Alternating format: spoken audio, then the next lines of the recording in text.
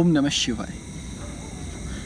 संसार का चलन कैसा है, ये पूरी दुनिया, इसका स्वभाव कैसा है। अगर आप तिनका तिनका करके इसका अध्ययन करते हैं, एक एक क्षण क्षण को जोड़ते हैं, इसकी उत्पत्ति से लेकर लगातार बढ़ती इस सृष्टि को देखते हैं, तो कुल मिलाकर आपके पास एक शब्द बच जाता है जिसका नाम है क्रूर। क्रूर का अर्थ है क्रूरताओं से भरा हुआ। हालांकि मुझे आज के इस मनोहर वातावरण में ये बात करनी नहीं चाहिए। मैं इस समय भारत के पूर्वी क्षेत्र में हूँ। मैं यहाँ सिलीगुड़ी में हूँ और यहाँ का बहुत सुंदर वातावरण है। और आज सुंदर रात्रि मेरे पास यहाँ है। अगर आप मेरे सर पर देखेंगे तो दिव्य चंद्रमा है, शरद पूर्णिमा का सुंदर संपूर्ण षोडश कलायुक्त चंद्रमा। मेरे साथ एक नज़र देखिए ज़रा आकाश की तरफ। वो आकाश में देखिए सुंदर चंद्रमा और उसकी रोशनी, और किस तरह से वो रोशनी हम तक पहुंच रही है। बड़ा गहरा महत्व है इस पूर्णिमा का भी। सदियों से मनुष्य ने चाहा है कि चंद्रमा अमृत बरसाए, शांति बरसाए, क्योंकि पूरी पृथ्वी जल रही है। किस चीज़ से जल रही है? क्रूरता से। अब एक एक परत दर परत इस क्रूरता को समझने की हम कोशिश करते हैं कि संसार कैसे चल रहा है। हम अपने ही माता पिता के एक अंश हैं। माता और पिता के कारण हमारा शरीर उत्पन्न हुआ। उनके संस्कारों के कारण, समाज के संस्कारों के कारण, देश के संस्कारों के कारण और संस्कृति से हम जुड़े हुए हैं। उन सब के कारण हमारा एक अनूठा व्यक्तित्व बनता है। सोचिए, अगर आप नास्तिकों के बीच में पैदा हो जाएं तो आप नास्तिक ही होंगे ना। आस्तिकों के बीच में पैदा हो जाएं तो आस्तिक ही होंगे। ये एक औसत बात है, लेकिन सत्य नहीं। कभी कभी आस्तिकों के घर में नास्तिक और नास्तिकों के घर में आस्तिक पैदा होने लगते हैं। तब परिस्थितियां विपरीत हो जाती है और ऐसी ही परिस्थिति को कहा जाता है क्रूर परिस्थिति। मनुष्य के हृदय में जब दया कम हो जाए या किसी कारण उस दया को पीछे धकेलकर उसके विपरीत किसी तत्व को सामने लाया जाए, उस तत्व को भी कहा जाता है क्रूरता। सतयुग और कलयुग की पहचान क्या है? जब दया बढ़ जाए तो सतयुग हो जाता है, जब क्रूरता बढ़ जाए तो कलयुग हो जाता है। और क्रूरता दैहिक तलों पे भी है, मानसिक तलों पे भी है, प्रत्यक्ष भी है, अप्रत्यक्ष भी है, सूक्ष्म भी है, स्थूल भी है। अगर मैं आपको कहता हूं कि आप बेहद सुंदर हैं, अगर इसके पीछे, इस वाक्य के पीछे कोई षड्यंत्र है मेरा, मैं कोई स्वार्थ साध रहा हूं, तो क्रूरता है। और निस्वार्थ कह रहा हूं तो दया और प्रेम है। यदि कोई व्यक्ति कुछ कहता है और दूसरा व्यक्ति तुरंत उसके विरुद्ध टीका टिप्पणी करता है, यह सूक्ष्म क्रूरता है और प्रत्यक्ष क्रूरता है। और क्रूरताओं के तलों पर जब आप जाने लग जाएं तो आप हैरान होंगे कि क्रूरताओं के कितने प्रकार हैं। हर तल पे क्रूरता है। प्रेमी यदि प्रेमिका का इस्तेमाल करता है किसी भी तल पे तो वो क्रूरता है, सूक्ष्म ही सही। प्रेमिका यदि प्रेमी का इस्तेमाल कर रही है तो वो क्रूरता है, सूक्ष्म तल पे ही सही। मैं अगर अपने गुरुओं का इस्तेमाल करता हूं आगे बढ़ने के लिए तो ये मेरी क्रूरता है। और यदि मेरे गुरु मेरा प्रयोग करते हैं तो उनकी भी किसी तल पे क्रूरता हो सकती है। हालांकि होती नहीं, ये हम मानते हैं, क्योंकि वो प्रेम और दया से चलते हैं। लेकिन फिर भी औसतन पृथ्वी क्रूर ही है। मान लीजिए किसी समाज में 100 व्यापारी व्यापार करने के लिए निकले और ये 100 के 100 विश्व प्रसिद्ध व्यापारी हो जाएं, बहुत धन अर्जित कर लें, और उनमें से 5 व्यापारी किसी गलत काम में पकड़े जाएं, तो बाकी की पूरी दुनिया ये सोचने लग जाती है कि अगर ये 5 लोग गलत तरीके से अमीर बने हैं तो पक्का बाकी जितने शेष बचे हैं वो सब भी इसी तरीके से बने होंगे। क्यों? वो बाकी लोग ये क्यों नहीं सोच पाए कि नहीं, ये केवल 5 ही दुष्ट रहे होंगे, बाकी तो दूध के धुले हैं। क्योंकि हमारे भीतर दया नहीं है, हम प्रेम रहित हैं। प्रेमी संदेह कम करता है और दयालु भी संदेह कम करता है। क्रूर सबसे अधिक संदेह करता है, अपने ऊपर भी संदेह करता है और अपने आसपास के समस्त तत्वों पर संदेह करता है, क्योंकि वो क्रूरता से भरा है। और यही क्रूरता कलयुग है। आज हम किसी पर विश्वास नहीं करते, कर भी किस पर सकते हैं? मीडिया कहता है मैं सच दिखाता हूं, सच बताता हूं, लेकिन मीडिया की करनी और कथनी में कितना अंतर है ये आप और हम जानते हैं। आज सबसे ज्यादा दयनीय और शोचनीय स्थिति तो इस मीडिया जगत की ही हो गई। न्यायालय और न्यायपालिका। एक राजनीति शास्त्र का पूर्व विद्यार्थी होने के नाते मैं ये अच्छी तरह जानता हूं कि हमारे देश में कैसे न्याय व्यवस्था कार्य करती है, कानून कैसे बनते हैं, कानूनों में संशोधन कैसे होते हैं, हमारे अधिकार क्या हैं और किसी व्यक्ति पर किस प्रकार का दबाव बनाया जा सकता है। न्यायपालिका पे भी प्रश्न है। न्यायपालिका भी अत्यंत क्रूर होती चली गई। वो अपने लक्ष्य से च्युत हो गई, केवल दंड देना उसका कार्य रह गया है। सुधार की कोई आशा अब बची नहीं। क्यों? क्योंकि प्रेम और दया वो लगभग लुप्त हैं। अब केवल कठोर से कठोर दंडात्मक अनुशासन और दंडात्मक कार्यवाही की ही आप कल्पना कर सकते हैं। क्रूरता कई पैमाने पे है। शब्दों में भी क्रूरता है। कभी कभी आपने भी मुझे गालियां देते अपशब्द कहते हुए सुना होगा। क्यों? क्योंकि मेरे भीतर भी ये किसी ने ठूस ठूस कर भरी हैं। आखिर मेरे चित्त में ये क्रूरता कहां से आई? ये नकारात्मक तत्व है या इसका कोई कार्य भी है?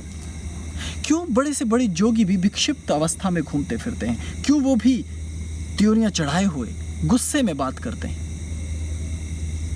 जबकि कहा तो ये जाता है कि संत ऋषि मुनि जितेंद्रिय हैं, उन्हें क्रोध नहीं आना चाहिए। क्रूरता कई तलों पे है। धर्मों के नाम पे भी क्रूरता है, हर तल पे।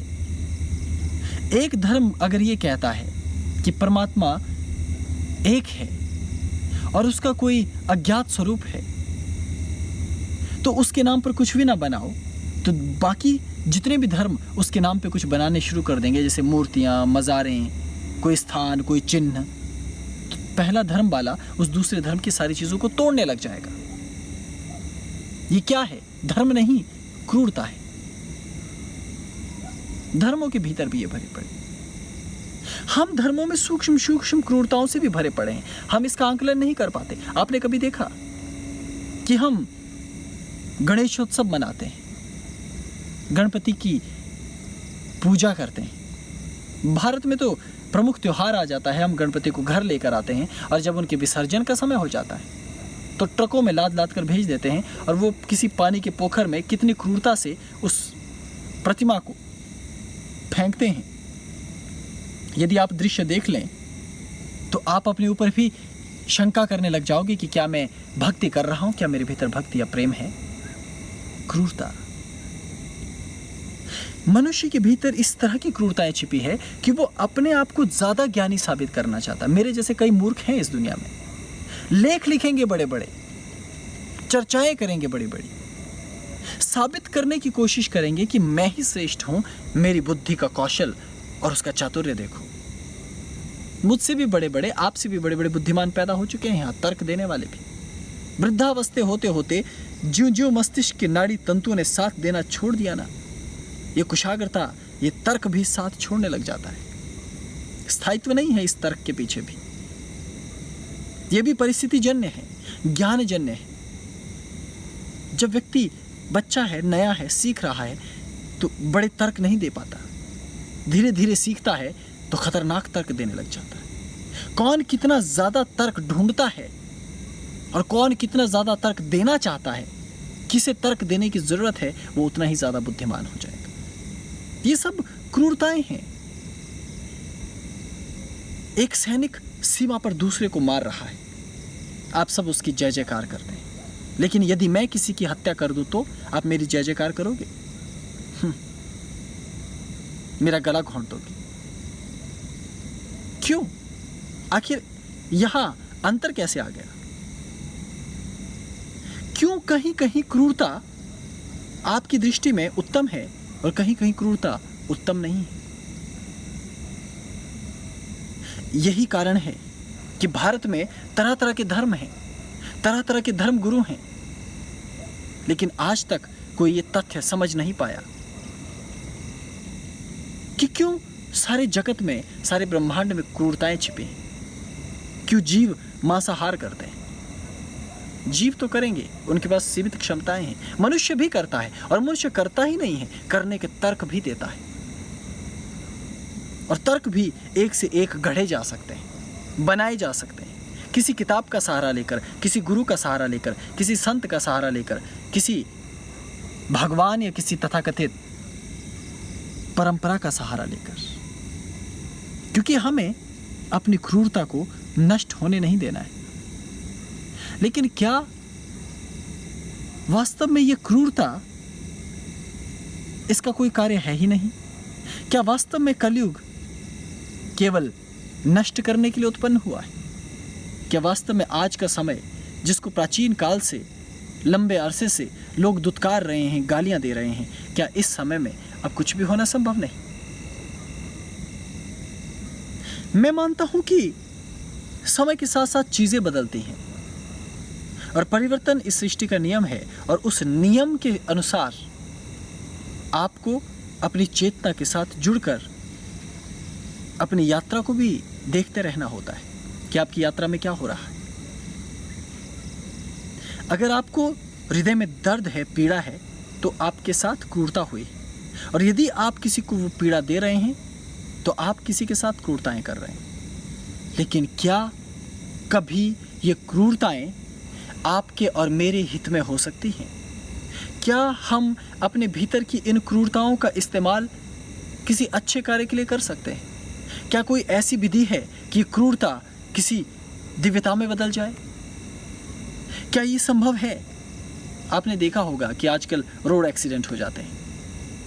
एक व्यक्ति के ऊपर गाड़ी चढ़ गई, वो तड़प रहा है, छटपटा रहा है, लोग उसकी वीडियोस बनाते रह जाते हैं, उसकी फोटोज खींचते रह जाते हैं, उसकी पीड़ा को महसूस नहीं कर पाते, उसकी सहायता नहीं कर पाते। क्यों? क्योंकि लोग क्रूर हो गए। कोई बच नहीं सकता।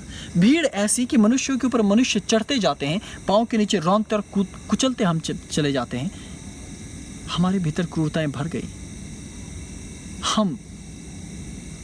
हम एक अजीब दौर से गुजर रहे हैं क्रूरताओं की। इन क्रूरताओं को और गंभीर और गहरे से देखिए। आजकल हमारे पास टीवी चैनल्स हैं, सोशल मीडिया, और न जाने विज्ञान ने कितने और अन्य तत्व दिए हैं। अधिकांश हम इन तत्वों का इस्तेमाल किस चीज़ के लिए करते हैं? एक दूसरे की आलोचना के लिए। जैसे कि मीडिया कोई टीवी प्रोग्राम ऐसे दिखाता है, कोई न्यूज़ चैनल या समाचार चैनल, कि वो खुद स्वयं सत्यवादी है और उसने किसी एक ऐसे अपराधी का इतना बड़ा पर्दाफाश कर दिया है कि देखिए ये व्यक्ति हमारे बीच में रह रहा था। वो अपने आप को ऐसे प्रदर्शित करते हैं कि मानो उनका तो किसी भी तरह का कोई अपराध है ही नहीं। आप कुछ दिन मीडिया वालों के साथ रहिए, उनकी आंखों को देखिए कहाँ जाती हैं, कैसे टटोलती हैं, वो कितने तरह के अपराध दिन भर में करते हैं। अगर उनके ऊपर कैमरा लगा दिया जाए ना, तो वो लोग घबराहट के मारे कमरे से बाहर नहीं निकलने वाले। मेरी कोई शत्रुता नहीं, मेरे तो अपने लोग मीडिया में। अब आगे सुनो, छोटी छोटी नौकरियों पर रहने वाले लोगों को देख लीजिए। असहाय व्यक्ति आ जाए तो उसकी मदद करने को तैयार नहीं, सुनने को तैयार नहीं। और ऐसा ही आरोप लग जाता है कभी कभी धर्म गुरुओं पे भी, कि एक गरीब व्यक्ति, एक व्यक्ति गुरु के पास आया, लेकिन गुरु ने पूछा तो तुम्हारे पास धन है? उसने कहा नहीं। तो गुरु ने कहा ठीक, तुम्हें मैं नहीं सिखाने वाला। तो क्या धर्म ऐसा होता है? इस तरह के अनेकों प्रश्न हैं जो क्रूरता से जुड़े हैं, और ये क्रूरता क्षण क्षण बढ़ ही रही है। और क्रूरता ऐसी भी हो सकती है जिसको आप और हम शायद कभी क्रूरता में गिने नहीं, मानसिक हो। और क्रूरताएं भी अलग अलग लेवल पर अलग अलग व्यक्ति के लिए अलग अलग हो सकती है। मैं कुछ वाहियात यानी मूर्खतापूर्ण उदाहरण देना चाहता हूँ। कैसे? कुछ युवकों का समूह एक जहाँ रास्ता होता है, सड़क होती है, वहाँ जहाँ काफ़ी लोगों का आना जाना आवाजाही थी, वहाँ पर बैठा हुआ था। दुर्भाग्यवश मुझे भी कुछ देर वहाँ खड़ा होना पड़ा। वो लोग आगे थे, मैं उनके बगल में खड़ा था। 2-3 बार उन्होंने मेरी तरफ देखा, सिर से पांव तक की तरफ नज़र घुमाकर, और देखा कि ये कोई बेवकूफ़ लगता है कि इस 21st सेंचुरी में ये बेवकूफ़ आदमी न जाने गले में क्या लटकाए हुए, अजीब से कपड़े पहने हुए यहाँ खड़ा है। लेकिन फिर भी मैं खड़ा रहा। और वो क्या कर रहे थे, जब वो मेरी तरफ घूर रहे थे, मैं उनकी तरफ देख रहा था कि ये क्या कर रहे हैं। तो मैंने देखा कि वहाँ से कुछ लड़कियाँ आ जा रही हैं। वो उनकी तरफ देख रहे हैं, घूर रहे हैं और कुछ कह रहे हैं। इस दृश्य को यदि आप गौर से देखेंगे तो इसमें केवल उन लड़कों की गलती नहीं थी जो वहाँ बैठे थे। जो लड़कियाँ वहाँ से आ जा रही थी, मैंने उनकी भाव भंगिमाओं को भी देखा कि वो भी जानबूझ करके वहाँ बार बार चक्कर काट रही थी। तो अब ये समझना मुश्किल था। पहली बार की मुझे लगा कि देखिए, इन लड़कों को तमीज़ नहीं है, ये शायद बिगड़ गए। दूसरी बार की मुझे लगा कि कमाल है, घोर कलयुग आ गया है, इन लड़कियों की हरकतें देखो, ये ऐसा कर रही हैं। फिर थोड़ी देर के बाद मैंने दोनों को देखा तो दोनों की बराबर सहभागिता थी। तो मैंने ये पाया कि दोनों के ही मन में छोटे तलों पर क्रूरता है। वो एक दूसरे को कुचल देना चाहते हैं, दबा देना चाहते हैं। तो क्रूरता दोनों तलों पे है और दोनों के भीतर ही क्रूरता है। ऊपर ऊपर से प्रेम है, लेकिन भीतर इस्तेमाल करने की क्रूरता। ये क्रूरता हर स्थिति पे मैंने देखी है। शिक्षक, उसके मन में छात्रों के प्रति, छात्रों के मन में शिक्षक के प्रति। और मैंने ये पाया कि हमारी पूरी दुनिया में ईर्ष्या इस क्रूरता की बहुत बड़ी जननी है। धर्मों में ईर्ष्याएं हैं, लोगों में ईर्ष्याएं हैं। भारत और मेरा विश्व तो ईर्ष्या द्वेष से भरा है। एक व्यक्ति सुखी हो जाए, अमीर हो जाए, तो लोग ये दुआ नहीं करते कि ये अमीर होता रहे, मैं भी इसकी तरह अमीर हो जाऊं। वो उल्टी दुआ करते हैं कि ये व्यक्ति बर्बाद हो जाए, और वो पूरी ताकत इस बात पे लगा देंगे कि वो व्यक्ति बर्बाद हो जाए। अब भारत में देखिए, जितने भी बड़े बिजनेसमैन हैं, उनको सीधा बोलने वाला आपको या उनकी प्रशंसा करने वाला आपको एक भी नहीं मिलेगा। और जो गरीब अमीर बन गया है तो सब यही कहेंगे भ्रष्टाचार से बना है, धोखाधड़ी करके बना है, लेकिन खुद बनने की कोशिश नहीं करेंगे। क्यों? क्योंकि ईर्ष्या है उनके मन में। आपके खिलाफ यदि मुझे कुछ भी ढूंढना है तो पता है मैं क्या करूंगा?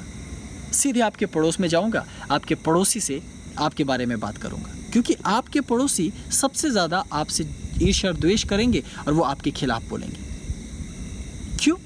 उनका तो कोई लेना देना है ही नहीं, लेकिन वो सबसे ज़्यादा कहेंगे। इस ईर्ष्या ने भी, इस द्वेष की भावना ने भी पूरे देश को, पूरी दुनिया को बांट रखा है। हमारे भीतर ये क्रूरता बड़ी है। मैं अगर धर्म को नहीं मानने वाली विचारधारा का हूं तो पूरी तरह से वो तर्क ढूंढूंगा कि धर्म गलत है। उदाहरण के लिए मान लीजिए मैं धर्म को नहीं मानता। अब एक व्यक्ति है, उसने अपने पास कृपाण, चाकू, छुरी या कोई हथियार रखा है। क्यों? क्योंकि उसके धर्म में ये स्वतंत्रता है। तो मैं कहूँगा कि ये तो प्रिविलेज है, ये तो अनावश्यक रूप से धर्म के नाम पर फायदा उठा रहा है। ठीक? और तब मैं अपने आप को एक विक्टिम की तरह दिखाऊंगा कि देखिए मेरे साथ तो अन्याय हो रहा है, ये धर्म के नाम पर मजे लूट रहा है। क्लियर? अगर आप इसको उल्टी वृत्ति से देखें कि मैं या धर्म के लोग कृपाण, तलवार, चाकू, छुरी, कोई भी अस्त्र शस्त्र रखना ही नहीं चाहते, लेकिन उनकी मजबूरी हो जाए और ज़बरदस्ती उनको रखनी पड़े, जबकि दूसरा व्यक्ति कहे नहीं नहीं तुम रखो और मैं ना रखना चाहूँ और मेरी मजबूरी हो, तो तब दूसरा व्यक्ति आनंद लूटेगा। वो नहीं कहेगा कि नहीं इस पर अत्याचार मत करो। क्यों? क्योंकि ये लोग क्रूर हैं। राजनीति में ऐसे ही तो चलता है, एक दूसरे की लाश पर पांव रखकर वोट मांग लेना। काश वोट लेने की पद्धतियां बदल जाए। प्रेम और दया के कारण हम वोट मांगने की राजनीति करने लगे। लेकिन ये संभव नहीं है, क्योंकि क्रूरता, तब क्रूरता का क्या होगा? कहाँ जाएगी ये क्रूरता? तब क्रूरता प्रधान ये सृष्टि चल नहीं पाएगी। आप इस पूरी दुनिया, इस पूरी सिस्टम को देखेंगे, ये क्रूर है। ये केवल आलोचना करना जानते, किसी को हाथ देगी नहीं। लेकिन आप सोचेंगे कि आज मैं क्यों आपको इतने सुंदर वातावरण में, जबकि मैं अभी अभी यहाँ सिलीगुड़ी पहुँचा हूँ, मुझे सबसे पहले यहाँ की धरती की वंदना करके यहाँ से प्रेम पूर्वक कुछ अच्छी बात करनी चाहिए, आपको इस क्रूरता में क्यों फांस रहा हूँ? ऐसा नहीं है कि मैं आपसे यहाँ आने के बाद अच्छी बात नहीं करूँगा। अब सुबह की प्रतीक्षा है। सुबह होने के बाद मैं आपको कुछ आसपास घुमाने ले जाऊँगा, कुछ बेहतरीन चीज़ें भी दिखाऊँगा, मैंने जहाज से क्या देखा वो भी दिखाऊँगा। लेकिन फ़िलहाल ये चंद्रमा है प्रेम का, 16 कलाओं का, कवियों की कल्पना का, साहित्यकारों की कल्पना का। मेरे हृदय में स्वयं कल्पनाएं रही हैं, इसलिए मैं इस चंद्रमा के नीचे आपको आज एक नई चीज़ बताना और सिखाना चाहता हूँ। लेकिन आप कहेंगे अभी तक आपने कुछ सिखाया नहीं, बस नकारात्मकता ला कर ठूंसी है और हर एक व्यक्ति को कोसा है। बात सही है, क्योंकि कोसना भी तो एक क्रूरता ही है। बिना इस क्रूरता के भी कार्य बनता नहीं। तो क्या पूरी के पूरा ये जो आपने प्रक्रम देखा, पूरा का पूरा ये जो एक सिस्टम आपने देखा, तो इसमें क्या क्रूरता केवल व्यर्थ है? अगर क्रूरता इतनी नेगेटिव है तो क्या उसे उत्पन्न ही नहीं होना चाहिए था? और यदि क्रूरता उत्पन्न हुई है तो उसकी सीमा कहाँ तक और कितनी रहनी चाहिए? देखिए, मुझे याद है 2012 में दीक्षाएं देना शुरू किया। क्यों? क्योंकि मैंने एक लंबा समय आध्यात्मिक शोध में, पुस्तकों को पढ़ने में, गुरुओं से ज्ञान लेने में, साधना करने में सच्चे मन से बिताया है। इसमें कोई दो राय नहीं कि मैंने अपना पूरा दिल, जान, आप कहिए पूरा अस्तित्व झोंक दिया। और उसके पश्चात जो स्थिति और अनुभूतियाँ मैंने प्राप्त की, मैं उसे बांटना चाहता था। मेरे गुरु ने मुझे कहा कि इसे बांटो, तो मुझे दीक्षा सबसे उत्तम विधि लगी। मैंने इतने वर्षों में, अब देखिए 2012, 13, 14, 15, 16, 17, अब ये 17 समाप्त होने वाली है, यानी पूरे 5 वर्ष मैंने दीक्षाएं देने की कोशिश की।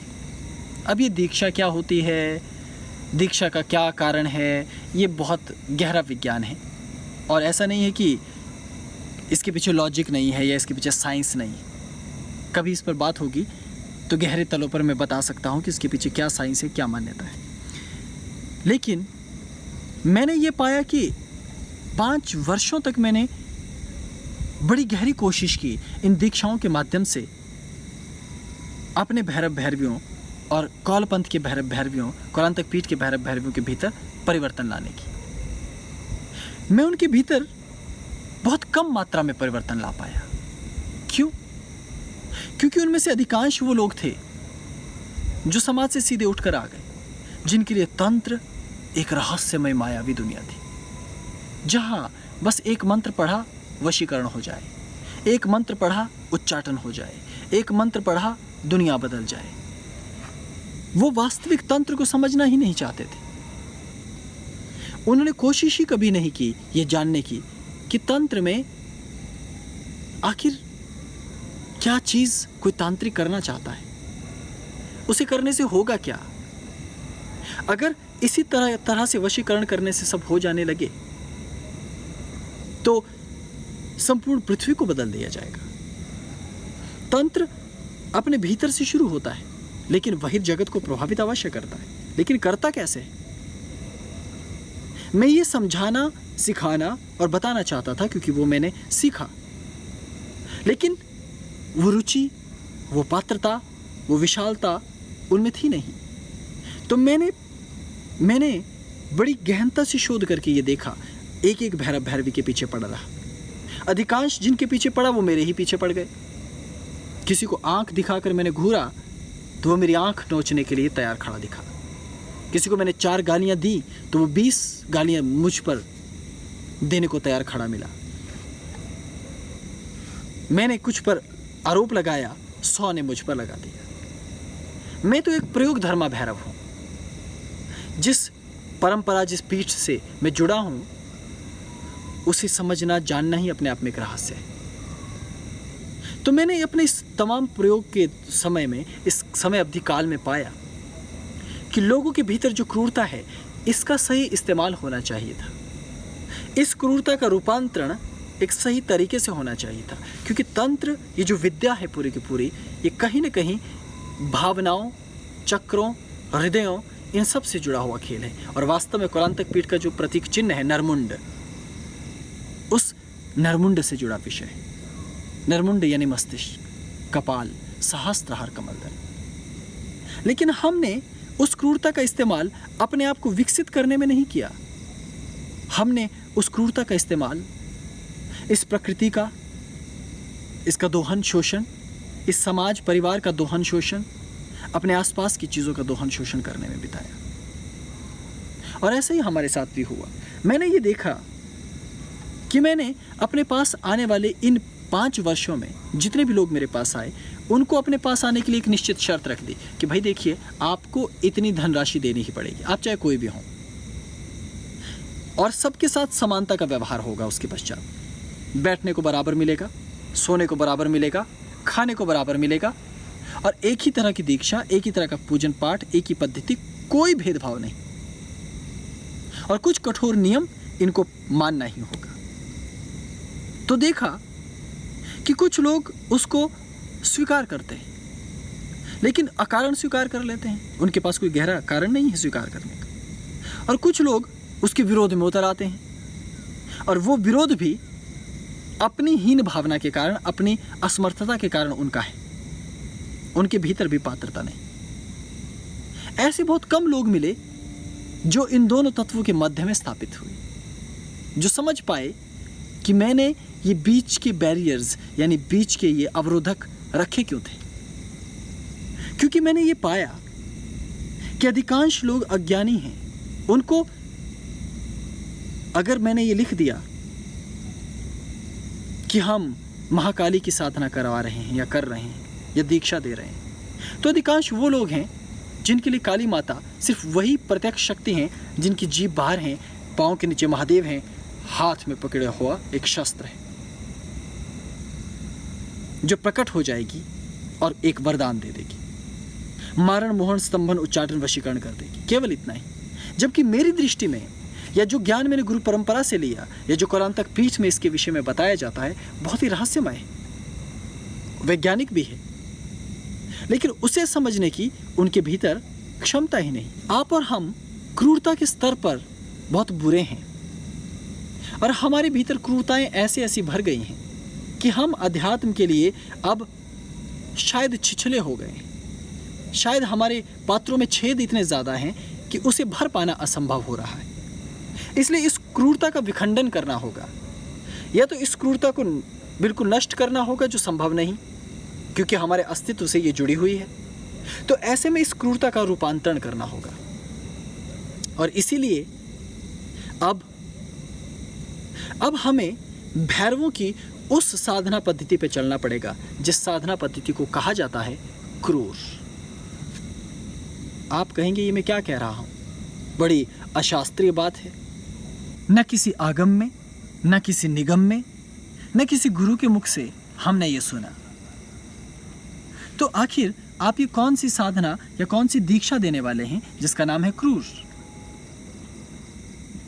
तो मैं आपको इसके संबंध में बहुत घुमा फिरा के कोई तर्क नहीं देना चाहता। आपने शिव के गणों के नाम सुने होंगे, उसमें अनेकों ऐसे गण हैं जो क्रूर शक्ति से परिपूर्ण हैं। माँ काली का भी आप यदि उनकी विग्रह को देखते हैं, उनकी चित्रों को देखते हैं, वो सारी चित्रावलियाँ डरावनी, भयंकर, विभत्स, क्रूर रूप में है। तो क्रूरता एक ऐसा शब्द है जिसे समझने के लिए अलग अलग स्तर पर अलग अलग व्यक्ति की अपनी अपनी परिभाषाएं हो जाती हैं। लेकिन वो क्रूरता कभी कभी आपको योद्धा बना देती है। वो क्रूरता कभी कभी यदि उसका रूपांतरण हो जाए वो आपको किसी दूसरे स्थल पर या दूसरी स्थिति पर ले जा सकती है। इसलिए कौलांतक संप्रदाय में, कौलांतक पीठ में प्राचीन काल से अजीब अजीब साधना पद्धतियाँ रही हैं।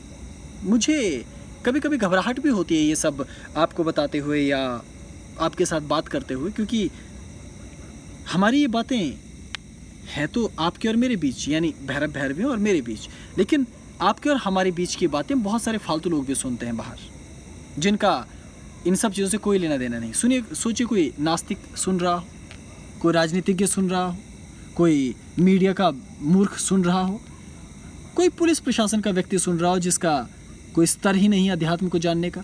उसे लगेगा अच्छा, तंत्र में कुछ नया बखेड़ा कर रहे हैं ये लोग, कहीं ऐसा तो नहीं है कि दिवाली, ग्रहण, होली कुछ ऐसा आने वाला है, कोई नरबली टाइप। क्योंकि मूर्खों के अंत नहीं है यहाँ, हर स्तर पे बेवकूफ़ हैं, न्यायाधीश से लेकर साधारण व्यक्ति तक, राजनीतिज्ञों से लेकर धर्मगुरुओं तक, मीडिया वालों से लेकर बॉलीवुड वालों तक। हर जगह मूर्खताएं, हर जगह अंधविश्वास, हर जगह विचित्र विश्वास, हर जगह अपने अपने स्तरों पर अलग अलग मान्यताएं, अलग अलग चीज़ें, अपने अपने परसेप्शंस, ये पूर्वाग्रह से हम लोग ग्रसित हैं, भरे पड़े। तो मैं आपको ये बताना चाहता हूँ कि हमारे भीतर ये जो क्रूरताएं हैं, इसे परिवर्तित किया जा सकता है। और आज मैं ये बात इसलिए भी कह रहा हूँ क्योंकि चंद्रमा की जो शीतलता है, आज का ये जो चंद्रमा है विशेष है, 16 कला संपन्न शरद पूर्णिमा का चंद्रमा। शरद पूर्णिमा के चंद्रमा को षोडश कला संपन्न माना जाता है, सभी गुणों से संपन्न। तो हमारे भीतर भी कुछ कमियां हैं, कुछ क्रूरताएं हैं, क्रोध है, वासनाएं हैं, इच्छाएं हैं, और भी न जाने अंदर क्या क्या कूड़ा कबाड़ा करकट हमने दबा रखा है जिसका शोधन नहीं हुआ। तो तंत्र जिसके नाम पर लोग घबराते हैं, डरते हैं, रात को चिताएं जल रही हैं, पता नहीं क्या क्या हो रहा है, इन सब से दूर हमारे भीतर पौरुष कितना है, हमारे भीतर बल कितना है, हमारे भीतर रौद्रता कितनी है, हमारे भीतर रुदन कितना है, हमारे भीतर क्रंदन कितना है और साहस कितना है, ये आंकने के लिए तंत्र ने कुछ विचित्र विचित्र प्रयोग करवाए।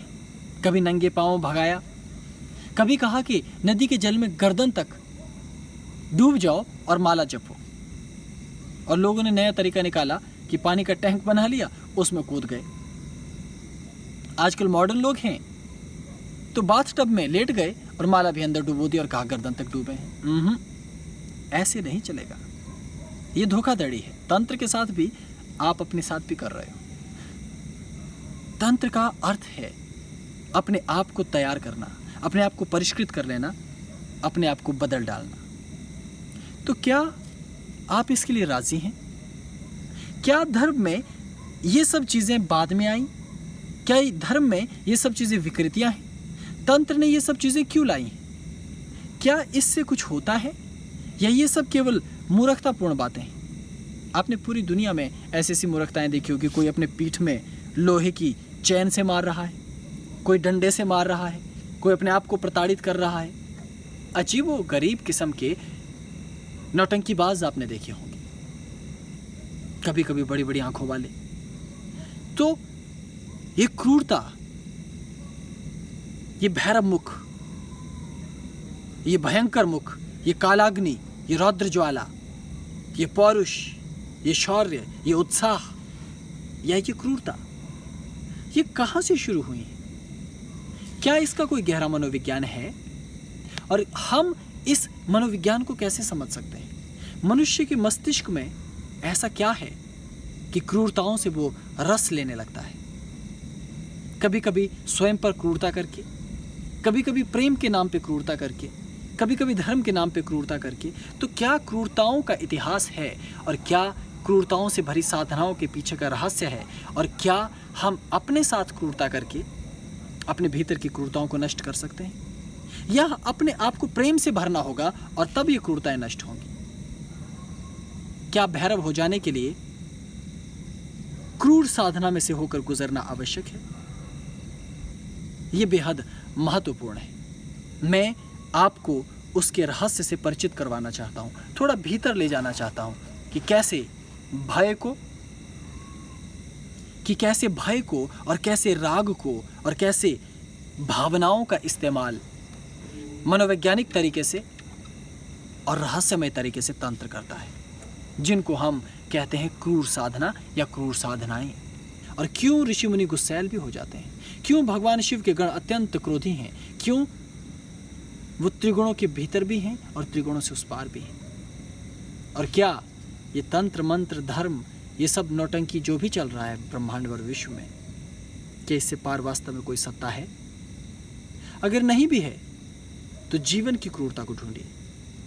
अगर धर्म में क्रूरता है तो धर्म की क्रूरता को ढूंढिए। याद रखिए, नास्तिकता में भी क्रूरता है, बुद्धिमत्ता में भी क्रूरता है, हर ओर क्रूरता है, पाखंड में भी और सत्य में भी। इसलिए शैव होना होगा, शिव के गण के समान होना होगा, रुद्रता स्वयं धारण करनी होगी।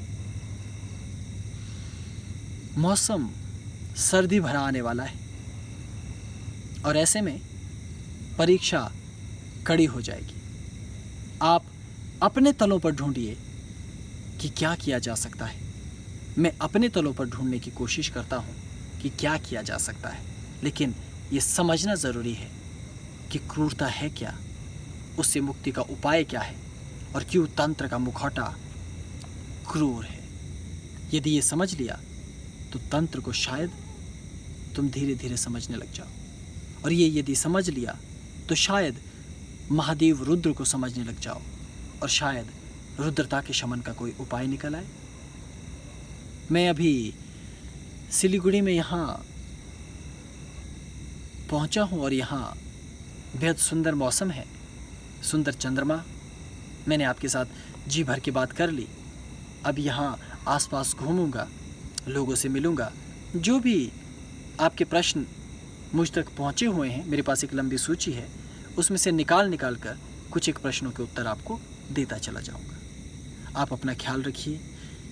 याद रखिए, जाते जाते मैं आपको एक संदेश दे रहा हूँ। मीडिया क्या कहता है, सरकारें क्या कहती हैं, राजनेता क्या कहते हैं, धर्मगुरु क्या कहते हैं, धर्माचार्य क्या कहते हैं, टीवी चैनल्स की विंडोज़ पर दिखने वाले शुतुरमुर्ग क्या कहते हैं, तथाकथित बुद्धिमान क्या कहते हैं, समाज सेवक समाज सुधारक क्या कहते हैं, इनके चक्करों में पड़ने की ज़रूरत नहीं है। अगर किसी चक्कर में पड़ने की ज़रूरत है तो वो है अनुभूति, ज्ञान और सत्य की। अपने हृदय में प्रेम रखिए।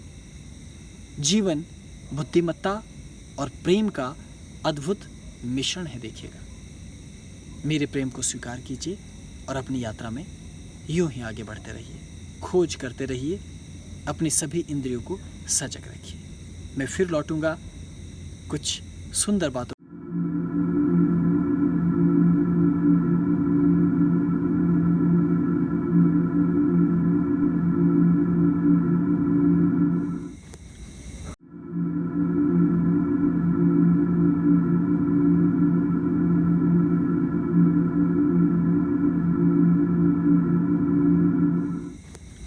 प्रणाम।